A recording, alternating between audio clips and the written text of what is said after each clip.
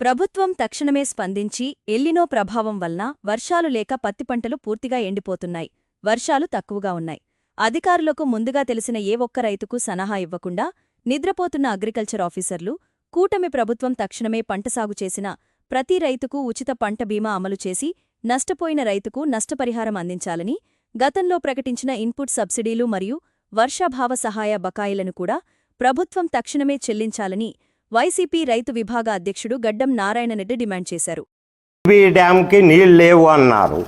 నిన్న 25 టీఎంసీలు నీళ్లు టీబీ డ్యాంలో వచ్చినాయి.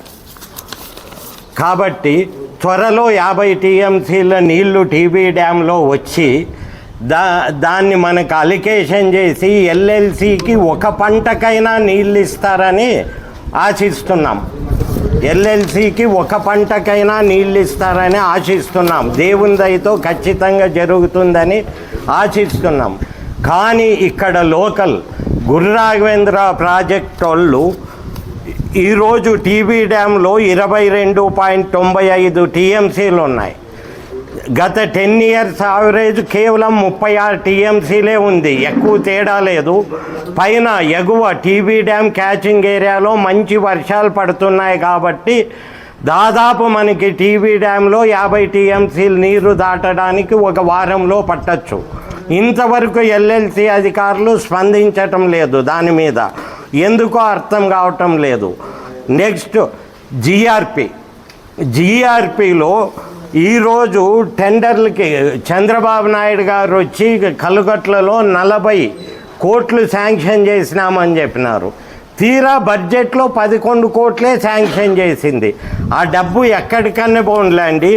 ఇంతకుముందు టెండర్లు వేసినవి గత 2 సంవత్సరాల నుంచి వైఎస్ఆర్లో దొంగతనమైనాయి అని చెప్తున్నారు. వైఎస్ఆర్లో దొంగతనమైన వాటికి దొంగలు దొరికినారు. ఇప్పుడు టెండర్లు వేసినారు.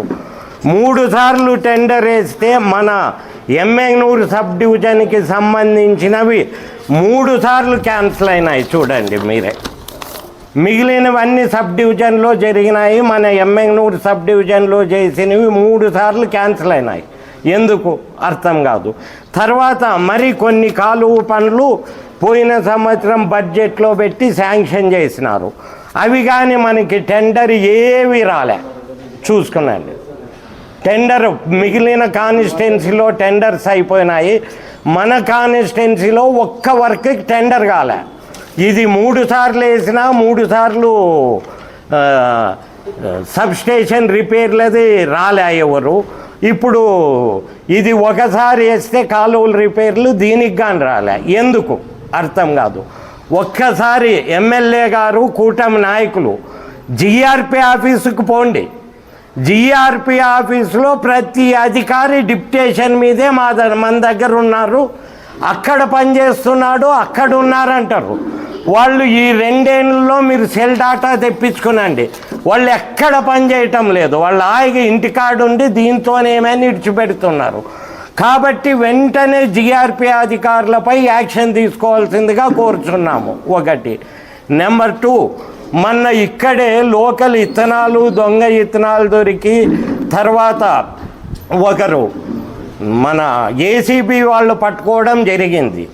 పట్టించిన వ్యక్తిపై దాడి జరిగింది. దాడి జరిగితే ఇంతవరకు దాని మీద యాక్షన్ లేదు. 1.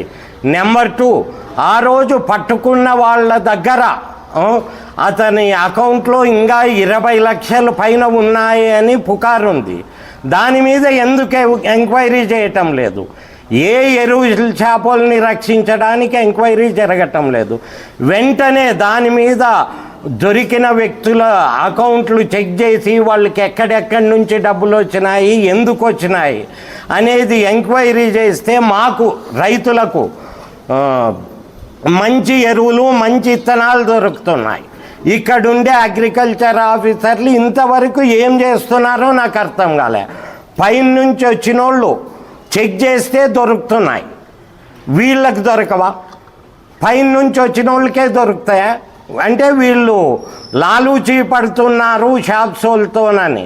దీనివలన ఆయన ఏదో కొద్ది డబ్బులకి లాలూచీ పడితే రైతు పంట వేసుకొని ఒక్క పత్తి వేసుకుంటే పత్తి రాక, ఇంకొకటి వేసుకుంటే రాక రైతు సర్వనాశనం అవుతాడనేది ఆలోచించరా? ఆఫీసర్లకి జీతాలు వస్తున్నాయి, దయచేసి దాంతో సంతృప్తి పడండి, ఈ పైన వచ్చే డబ్బులతో కాదు. దయచేసి ఈరోజు చెప్తున్నా, కూటమి ప్రభుత్వంలో ఆఫీసర్స్ పనిచేయటం లేదు కాబట్టి వారిపై వెంటనే ఎస్సీ గారు, కలెక్టర్ గారు, గుర్రావేంద్ర ప్రాజెక్ట్ అధికారుల మీద మరియు లోకల్ అగ్రికల్చర్ అధికారుల మీద తీవ్రమైన యాక్షన్ తీసుకోవాల్సిందిగా కోరుచున్నాం. ముఖ్యంగా ఇంత డ్రాట్లో కానీ ఇంతవరకు ఒక సలహా ఇచ్చిన అగ్రికల్చర్ ఆఫీసర్ లేడు. అంటే ఉన్నారా లేదా? ఇప్పుడు వర్షాలు తక్కువ ఉన్నాయి, ఎల్నివో ప్రభావం ఉందని ఫస్టే తెలుసు. మరి ఎల్నివో ప్రభావం ఉండి వర్షం తక్కువ ఉంటే ఎందుకు చేయటం లేదు? ఎందుకు ఏం యాక్షన్ తీసుకుంటున్నారు చెప్పండి? అంటే రైతులంటే ప్రభుత్వానికి లెక్కలేదా?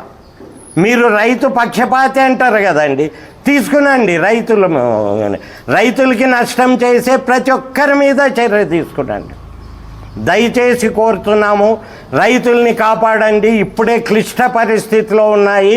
మీరు ఒక్కసారి పొలాల్లోకి పోతే ఇప్పుడే ఎర్నాళ్ళన్నీ పత్తి ఎండిపోతున్నాయి, కొన్ని చోట్ల అప్పుడే దున్నేసుకుంటున్నారు.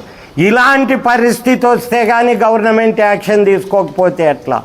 దయచేసి ఇప్పుడు పత్తి దున్నుకున్న వాళ్ళకంతా నష్టపరిహారం ఇవ్వవలసిందిగా కోరుచున్నాం.